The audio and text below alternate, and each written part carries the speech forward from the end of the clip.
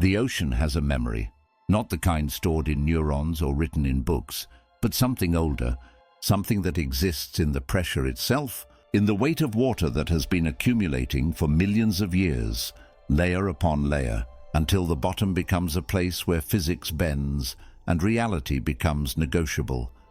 The ocean remembers every ship that sank, every body that dissolved into its depths, every scream that was swallowed by salt water. And it remembers the bargain humanity forgot we made long ago when we first crawled out of the primordial soup and onto dry land. We promised never to return to the deep places, the parts of the ocean that were here before continents, before light, before oxygen. But humans break promises, and the ocean collects debts. Story 1. The submarine, April 2003, Yellow Sea.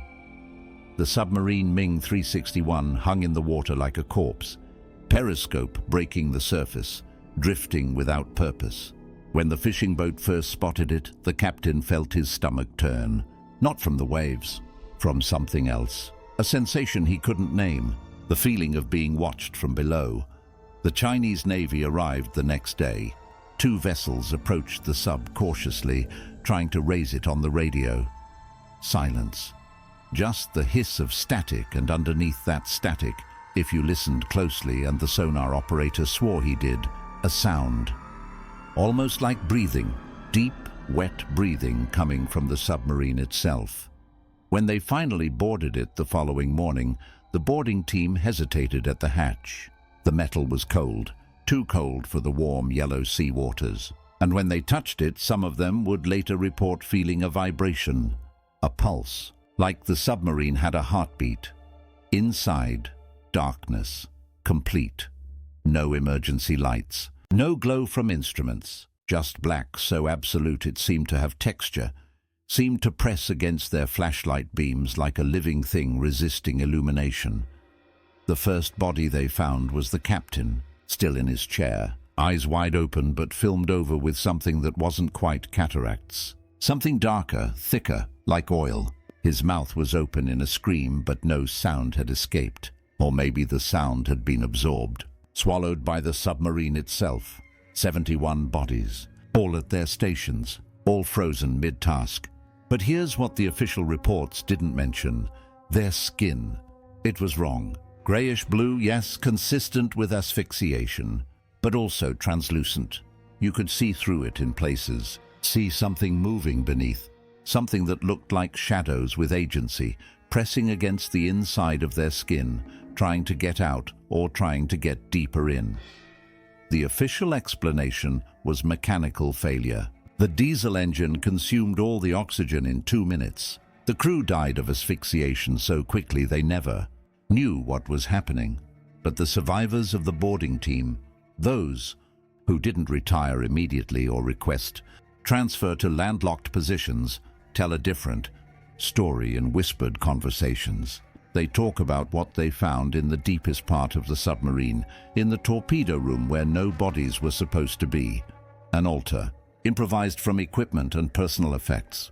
And in the center, symbols drawn in what looked like grease, but smelled like brine, old brine, the kind that comes from depths where nothing should live. And around the altar, 7 bodies arranged in a circle. These ones weren't at their stations. They'd gathered here deliberately, and their eyes, all 14 eyes across 7 faces, were missing. Not removed, absorbed, smooth skin where sockets should be, and in their mouths, stuffed down their throats, packed into their lungs, sand. Black sand that doesn't exist in the Yellow Sea. Black sand that comes from trenches, from places where the ocean floor drops away into nothing. The boarding team's leader touched one of the bodies. It was still warm. Not body temperature warm, ocean trench warm. The heat of volcanic vents. The heat of things that live at pressures that would crush steel.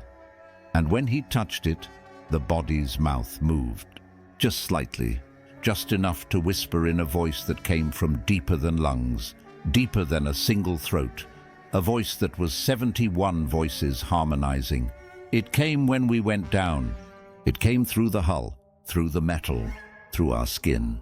We tried to feed it, tried to give it what it wanted, but it's never satisfied, it's never full, and now it knows there are more of us, millions of us.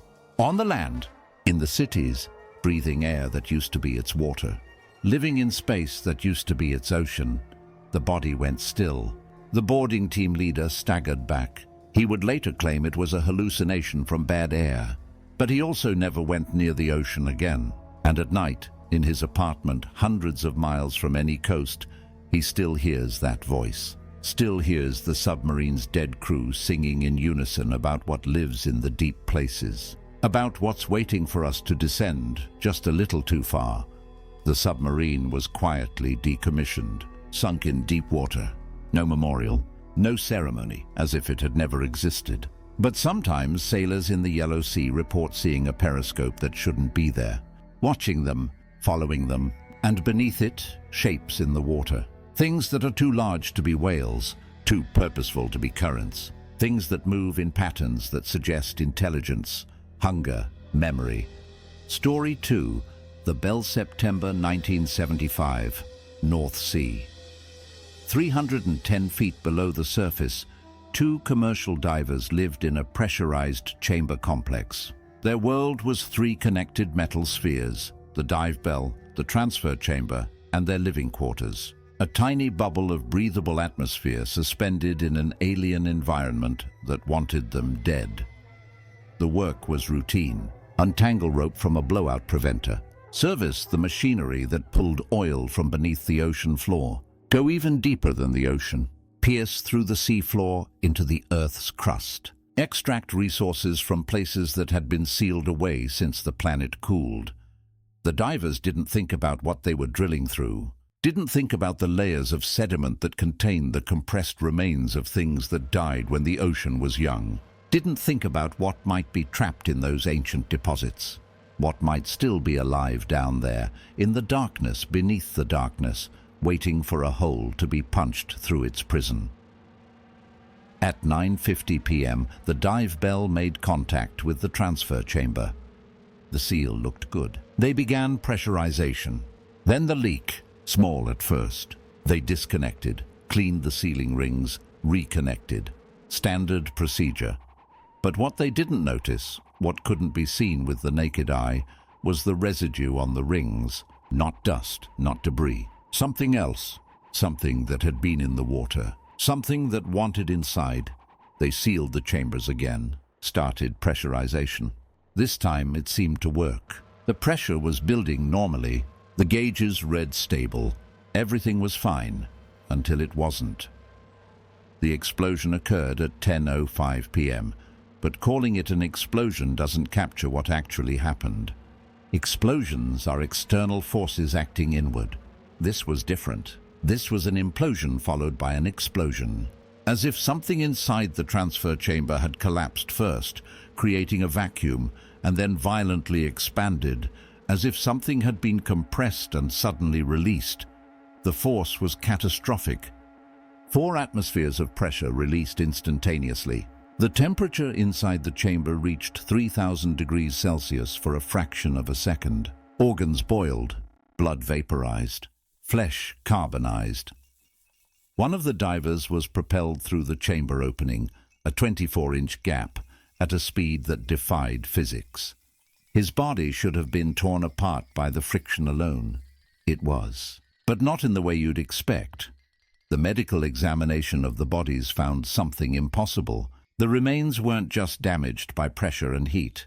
They were rearranged. Bones that should have been in one part of the body were found in another. Not broken and relocated. Merged. Fused. As if the diver's skeleton had been liquefied and then resolidified in a new configuration. A configuration that suggested something had been trying to reshape them. Trying to make them into something else. And in the lungs, what was left of them, they found water.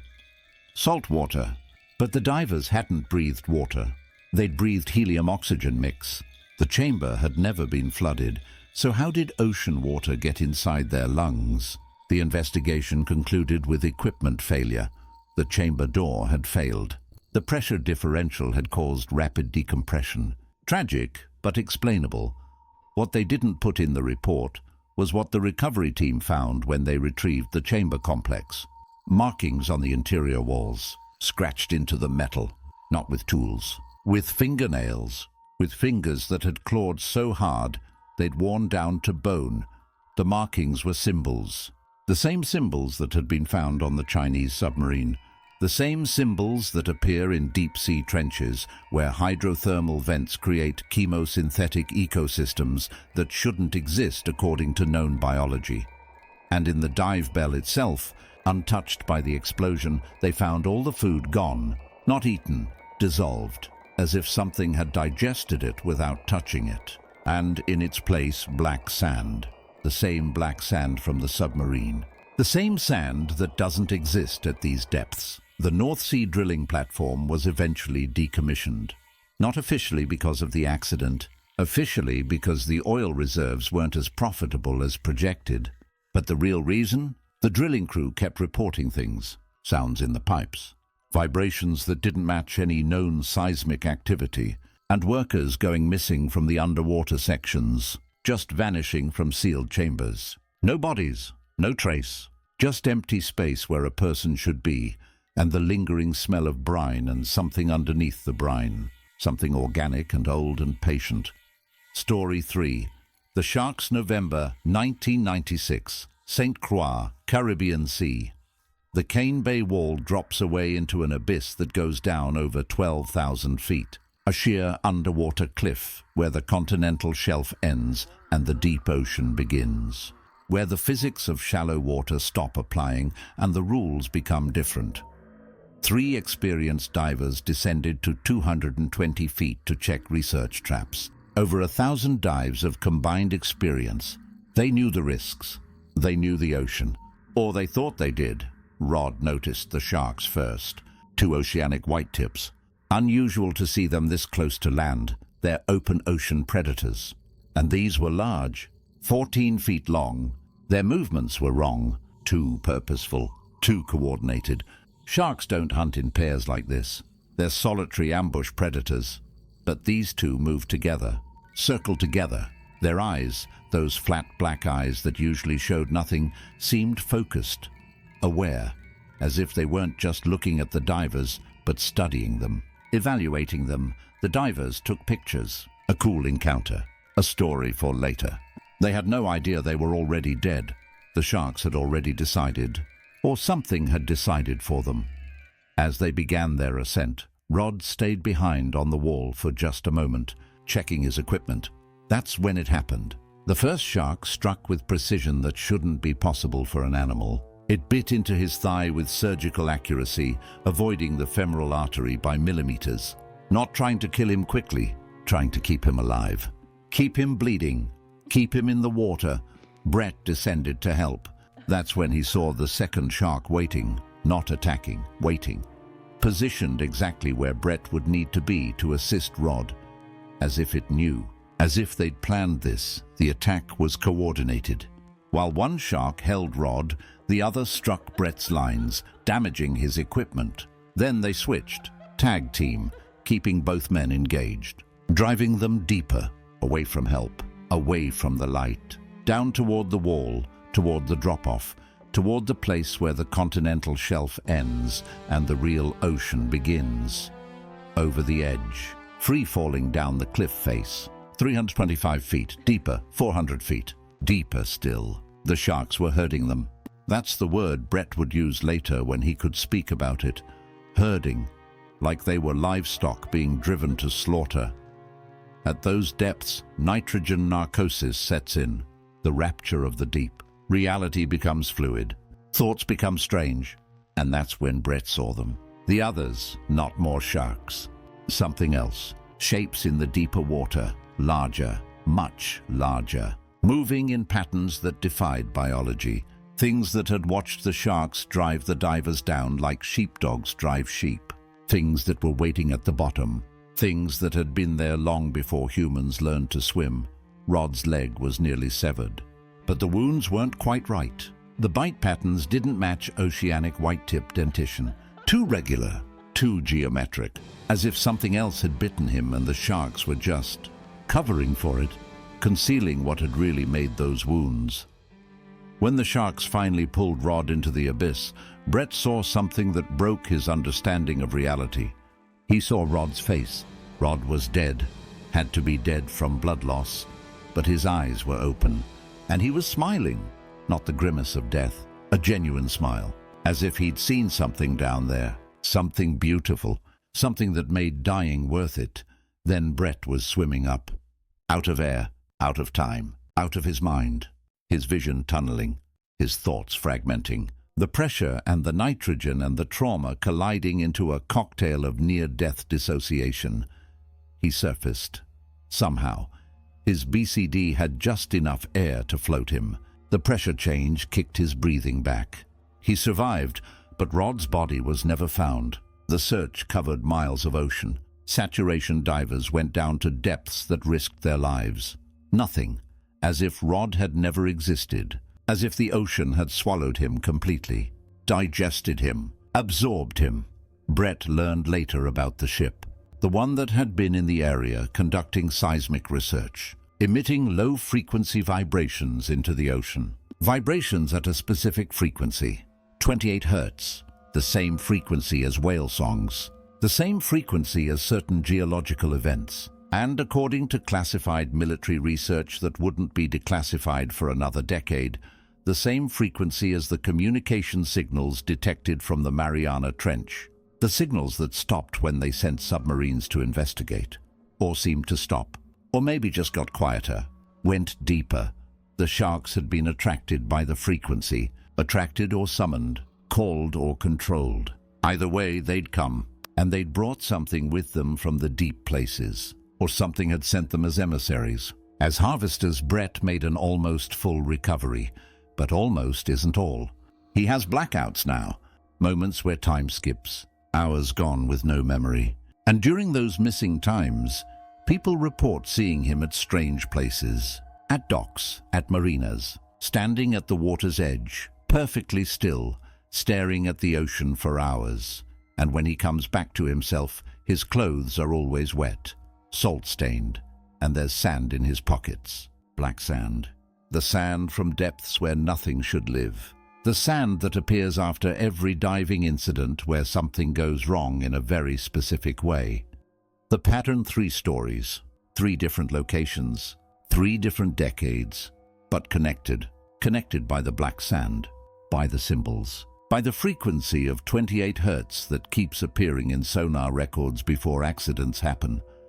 The ocean has a memory, and it's remembering that we used to belong to it, that we spent millions of years evolving in the water before we betrayed it, crawled onto land, and claimed the sky. It's remembering the bargain our ancestors made: stay on land, and the deep places will let you live. Return to the ocean and you return to its dominion, but we've broken the bargain. We dive deeper and deeper.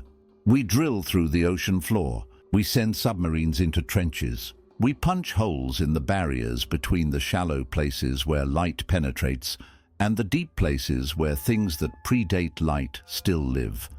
And the ocean is waking up, or the things in the ocean are waking up. The things that have been down there since before the continents, since before oxygen, since before anything on the surface would recognize life, they're patient. The ocean has time. It has endless time. And every ship that sinks, every diver that doesn't surface, every submarine that goes dark, these aren't accidents. They're harvests. They're the ocean collecting payment for the betrayal. The black sand is appearing more frequently now, on beaches, in fishing nets, in the ballast tanks of ships, as if the deep is rising, as if whatever lives down there is expanding its territory, reclaiming what it lost when we left the water. Military installations around the world are detecting the frequency more often.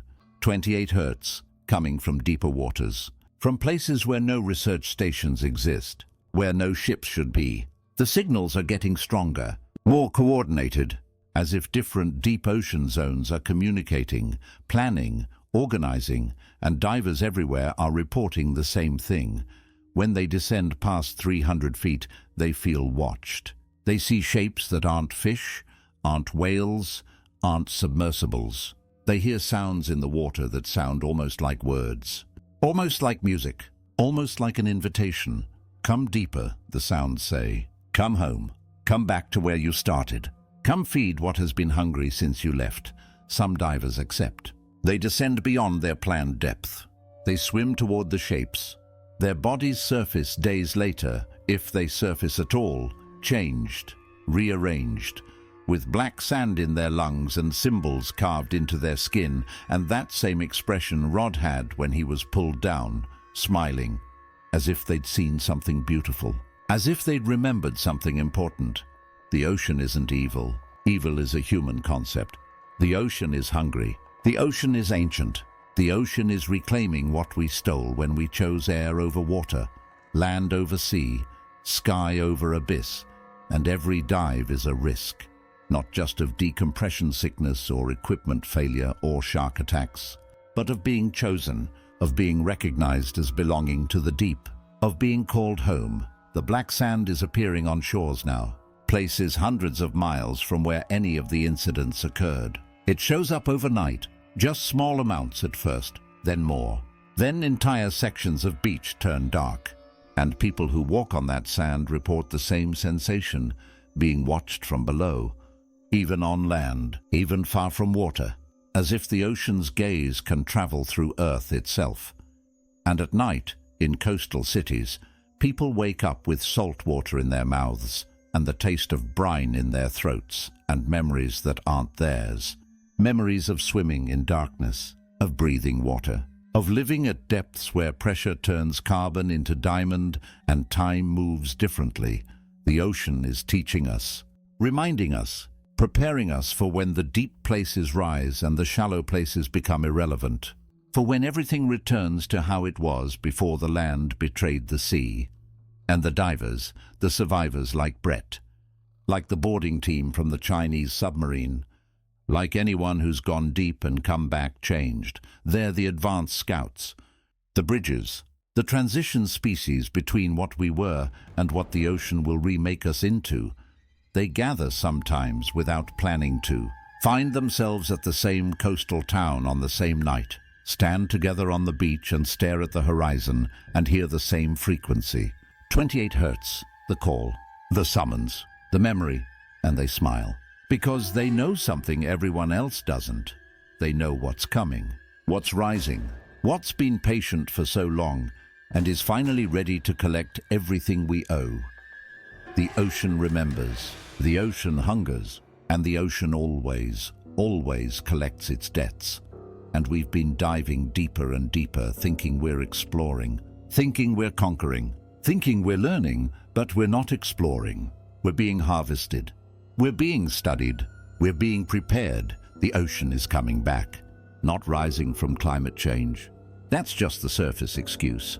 It's rising from intent, from hunger, from the decision made in trenches and abyssal plains where things that are older than evolution have decided, enough. Time to take back what's theirs. And when it comes, when the real rising happens, the divers will be ready. They'll walk into the water willingly. They'll swim down to meet what's coming up.